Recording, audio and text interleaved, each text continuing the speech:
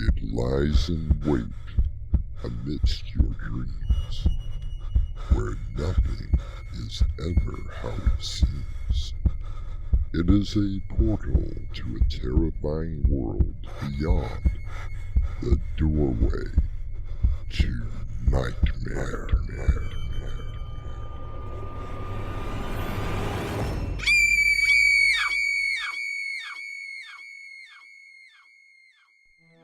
Come in.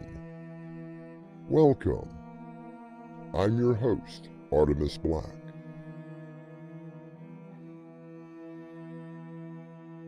Ghosts, spirits, apparitions.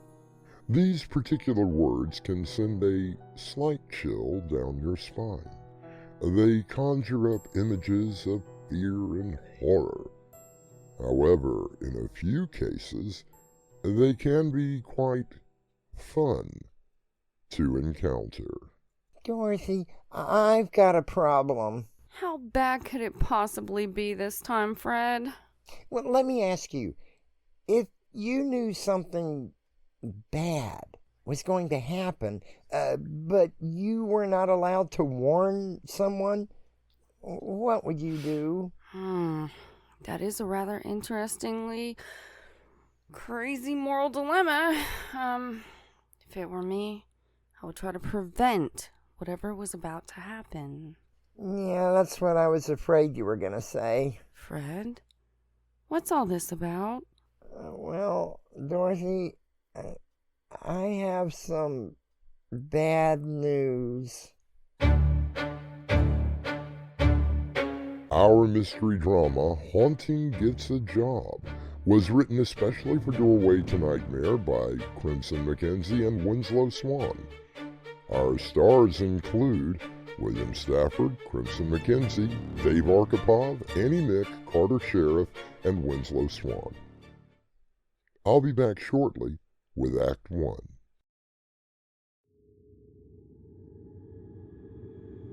Meet Jerry Connors, family man, businessman, psychopathic killer.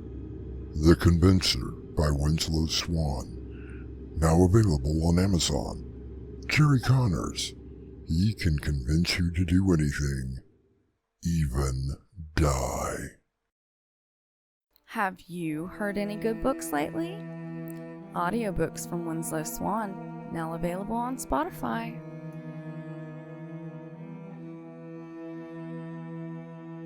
In the past few years, there has been a resurgence in the investigation of the paranormal. Ghost hunting, as it is called, has become more popular, which begs me to ask, what happens after we shuffle off this mortal coil? Great dinner, Dot. Thank you, sweet. Just a little something I whipped up. Where has Fred been all day? Oh, I'm not really sure. He's been unusually quiet for the last few days. The problem with Fred is that he doesn't have anything to do. Too bad he couldn't get a job with you at the office. Please, don't even think of that.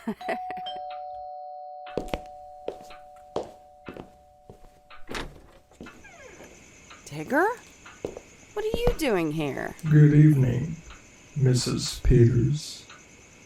Would you mind if I spoke with Fred? Sure. Come on in. Thank you. You know, you could have just whooshed in. I tried to be polite. Oh, well, thank you. Fred? Fred? You around? Digger's here to see you. I swear I had nothing to do with it. Had nothing to do with what exactly? No need to be worried, Fred. Oh, good. So what can I do for you, Digger? We are in need of another escort. Is that even legal? Where do I sign up? Stan! Will you stop it? What do you even mean, Digger? It seems that more people are crossing over than we can handle. But what would I have to do? Simply guide the new arrivals to the demarcation point. A guide? As in leading people somewhere? I'm sure that Fred is capable of doing that. He got lost going from the bathroom to the kitchen. I will have you know, Stanley, that it was very dark that night. You could have just gone through the wall, you know. Yeah, I kind of forgot that I could do that. Digger, what would Fred actually have to do? We would let him know who was about to arrive, or rather, leave, and he would be there to help them. As long as it's not like an accident or worse, a murder. You will be at level 1. Those are the ones that are extremely sick and are ready to go. Oh, good. So, when do I start? Go over to Mercy Hospital, room 1311. Mr. Raymond Johnson is ready. He should be joining you in about an hour. But according to the rules, I can't leave the house. Unless Stan or Dorothy is with me. I'm not going anywhere, especially to watch someone kick the bucket. Fred, you are now under a special rule. You are no longer bound to the Peters on a strictly probationary basis. Is it okay with you, Dorothy? I think it's wonderful. Yes, please, by all means. Okay. See you later.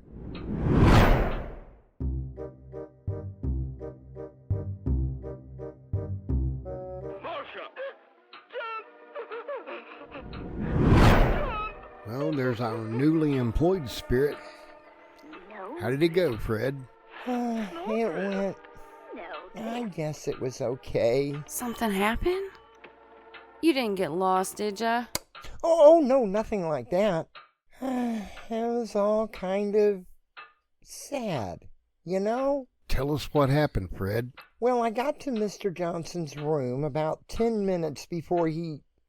Well, you know, the nurses and doctors tried what they could, but, well, when it's time, it's time. So, what did you have to do? Oh, just wait for him. When he finally showed up, I explained what happened, and, well, then I took him to the bus. Wait a second. A bus? Like a Greyhound bus? Oh, well, that's just to take us to the airport. Not exactly what I imagined the afterlife to be. Yeah, it's not like the old days. The job just got too big for one person. You mean the Grim Reaper? Right. You know, he's really not such a bad guy. I remember when he came for me. Oh, I was so scared. But he turned out to be a rather pleasant fellow. If I saw a guy in a black hood with a large sickle, I'd be scared too. Nah, Stan, that's just the way the living world portrayed him. He was quite dapper in a three-piece suit and a bowler hat. Did he have a British accent as well? That sounded more Boston than British. Anyway, there are just so many people... Kicking the bucket? Right. It just got to be too much for the old boy. So the head office started recruiting for the job. And that's why they asked you? Yep. Turns out the girl that was doing it in this area had a bit of a breakdown. Yeah, after tonight, I can see why. Well, I mean, it's not like you didn't know what was going to happen. Yeah, true, but you see, I don't just get a name and a place and a time. Oh, I get the whole life history. And Mr. Johnson, he led a pretty full life. It's kind of a shame to see him cross over. That's all.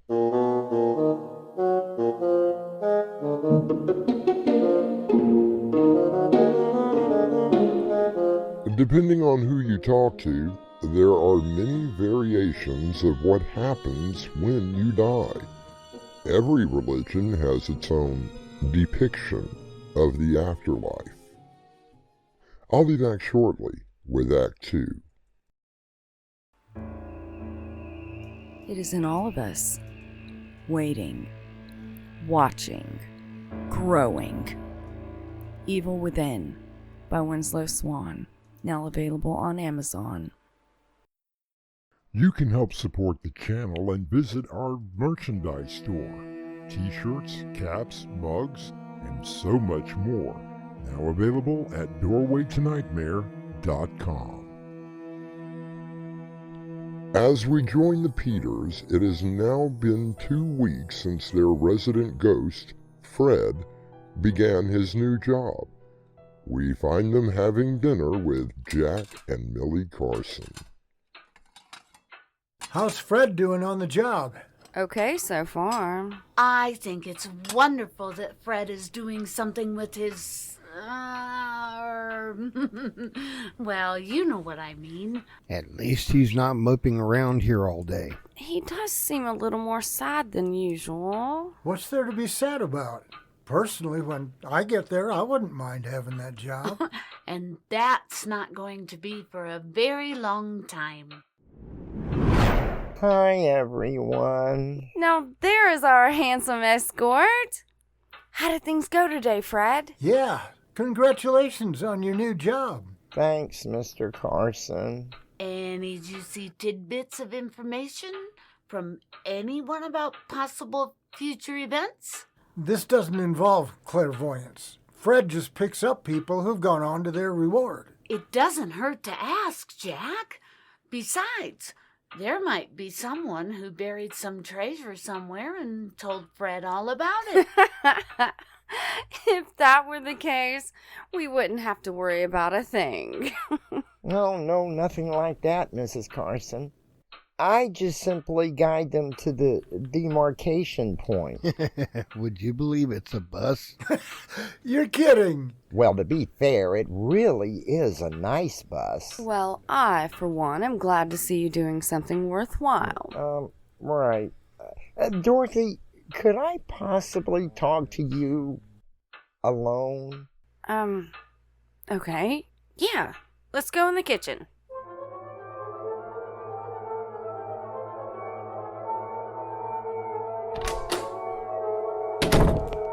I have a very serious problem. What's going on, Fred? Well, you know that I get a name and a place and a time to be somewhere to pick up the soul that's crossing over. Well, I usually get it a couple of days in advance. I remember that first email. I didn't think computers were even used over there. Oh, everything has been computerized now. So, you just get the information that you need, then you go and wait? So what's the problem? Dorothy, let me ask you, if you knew something bad was going to happen, and you thought you could prevent it, well, would you? Of course. That's a no-brainer, Fred. Yeah, but what if you were told that you could not say anything? That it was against the rules? Oh, man. You mean those rules that they tend to change every other day? Oh, Dorothy, please, this is serious. I'm sorry, Fred. So you're asking me if I knew something was going to happen that I could possibly change, would I try to do it? Even though it was against the rules? I think that I would. Yeah, that's what I was afraid you were going to say. Wait. Does this information have anything to do with standing me? Kind of. Then you have to tell me. Rules are no rules, Fred. Here, I accidentally left the travel orders on the kitchen table. I must have forgot to pick them up. I'll see you later. Okay, plausible deniability, I guess. Okay, so let's just see what the heck this says about... What? Oh, hell no! It has to be some sort of mistake. According to Fred, the head office doesn't make mistakes. Oh, really? Putting ghosts and vampires in my house wasn't a mistake? Right? I remember. And what about Fred even coming here? That wasn't a mistake? I guess you were right. Is there anybody you can call about this? I tried calling Control, but apparently he's on vacation. How do you take a vacation in the afterlife? I think he just didn't want to talk to me. I have a question. If this turns out to be something real... I think I know what you're about to ask. What are we going to tell the boys?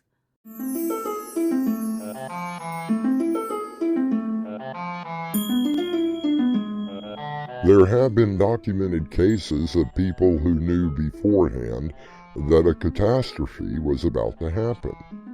When they revealed their premonition, they were met with ridicule. Of course, they were vindicated when the worst did happen, but that did not do the people involved much good. I'll be back with Act 3. Chills run up and down your spine. There's a creeping sensation at the back of your neck. You're listening to Doorway to Nightmare. Join me, Artemis Black, as we venture through into a world of the strange and uncanny. Here's a sample of what we mean. Valdemar. Valdemar, can you hear me?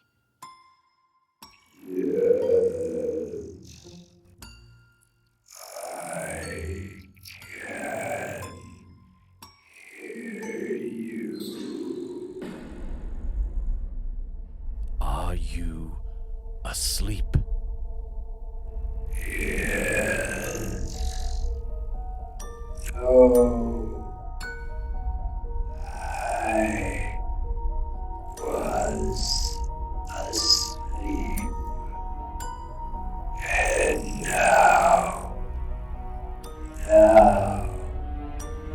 I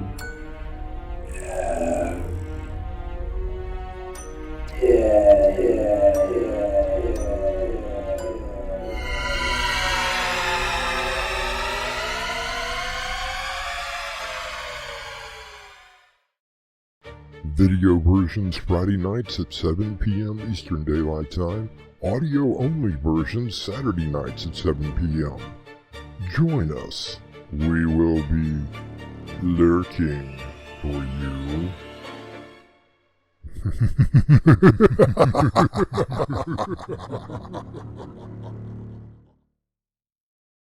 Hey guys, this is Crimson. And this is Swan, and we'd love to know what you think of the stories. Even if it's bad. So leave us a comment. Or give us a thumbs up. Thank you. Frederick Washington Davis has accidentally given Dorothy some rather distressing news. We now join Millie and Dot in the living room with their respective husbands. So what's the big meeting all about? Yes, you two've been in the kitchen a long time. Stan? Are you feeling okay? Never better. Why do you ask? Jack, you know you have been eating a lot of fried foods lately. When was your last checkup? Now, you know I had one just last week. The doctor gave me a clean bill of health. What's this all about? Honey? You don't feel, sick or faint or anything? Do you? I told you I'm fine. Now, what is this all about? Did you tell them, Dorothy? I'm getting around to it. Tactfully, Fred. Will somebody tell us something? Fred, it isn't time already, is it? Oh, no, Mrs. Carson. We still have a half hour. What happens in half an hour? Somebody say something. Fred got an order to pick up 2 souls yesterday. So what's so bad about that? I mean, is it someone that we know? Oh, you definitely know them. Shut up, Fred! Let me do this in my own way. Wouldn't it be better to just tell them? Tell us what? The 2 people that were on the order that Fred is supposed to pick up at exactly 8 tonight are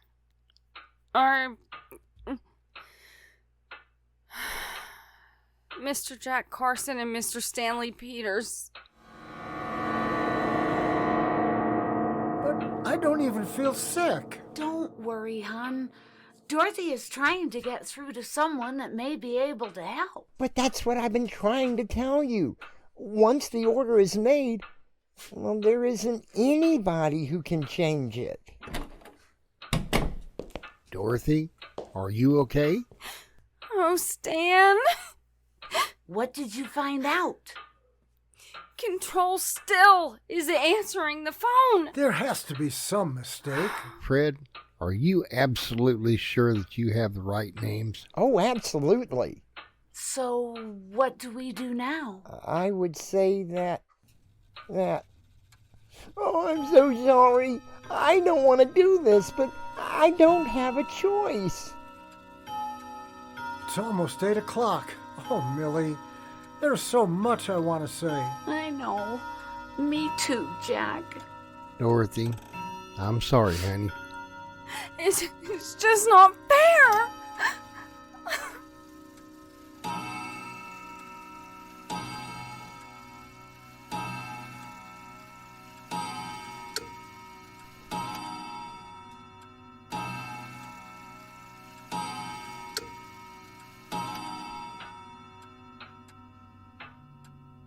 Now what? Something is wrong. I don't understand. What was supposed to happen? Well, there should have been this light, and then Stan and Jack would follow me to the bus. I have the distinct impression that we are still very much alive and well. I'm glad for that. Oh, no, something is definitely wrong. Fred, what are you doing here? Digger? I'm waiting for Jack and Stan to come over to the other side. You were supposed to be at the Hampton Arms Motel 30 minutes ago. What? Digger? What is going on? Oh, no. I read the instructions very carefully. I am supposed to pick up Jack Carson and Stanley Peters at 8 p.m. tonight.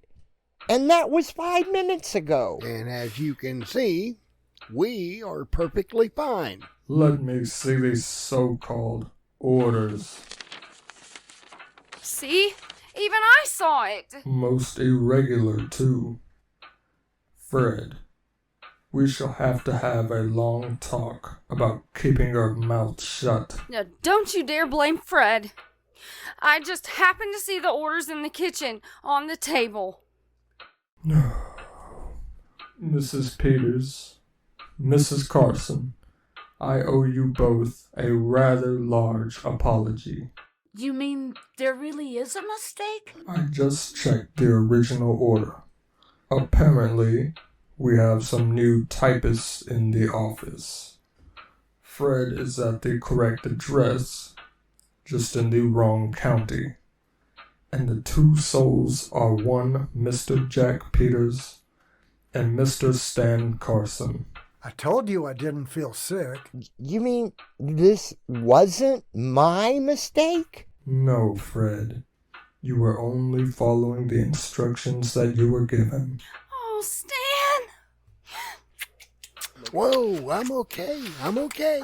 I suppose you want a kiss as well. You had better, you big old bear. Well, I guess I'd better get over to pick up the right ones. Again, I apologize for the mistake. Dorothy, will you do me a favor? Anything for you? If you ever find out something is going to happen, Yes. just keep it to yourself. Oh, I love you, Stan. As the four friends make a toast to their good health and long life, Fred simply smiles. I'll be back shortly with a final word. The only witness to her murder cannot speak. Until now. Click. A Tale of Revenge by Winslow Swan. Now available on Amazon.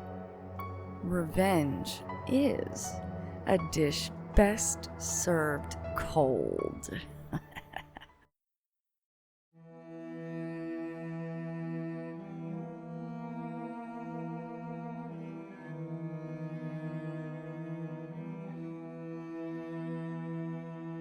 As far as I know, Fred is still escorting departed loved ones to the, bus for their short,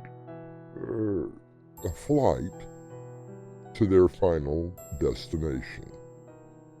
Personally, I like the old way much better. Our cast included Crimson McKenzie, William Stafford, Winslow Swan, Dave Arkipov, Annie Mick, and Carter Sheriff. The story was edited by Crimson McKenzie and directed by Winslow Swan. The music provided by Kevin MacLeod. Doorway to Nightmare is brought to you in part by Swanage Press. This is your host, Artemis Black, inviting you to return with us to the Doorway to Nightmare for another adventure into the world of your terrifying imagination. Until next time, slumber peacefully. Epilogue. The butler did it. You can help support the channel and visit our merchandise store. T-shirts, caps, mugs, and so much more. Now available at doorwaytonightmare.com.